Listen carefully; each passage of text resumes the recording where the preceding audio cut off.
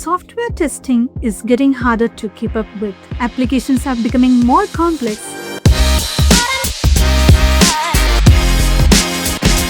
Releases are happening faster, but testing still depends heavily on manual work and automation scripts that break easily. And because of that, teams spend a lot of time fixing tests instead of improving quality. That's where generative AI changes the game.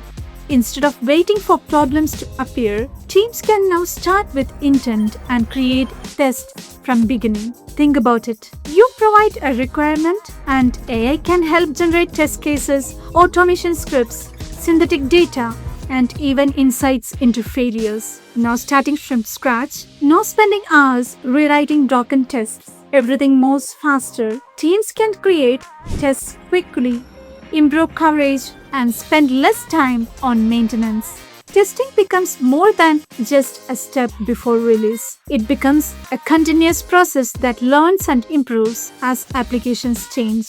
From planning to production, quality keeps moving forward. With AI-driven test orchestration, teams can generate, execute, and optimize testing across the entire life cycle. Now, discover how generative AI is reshaping software quality.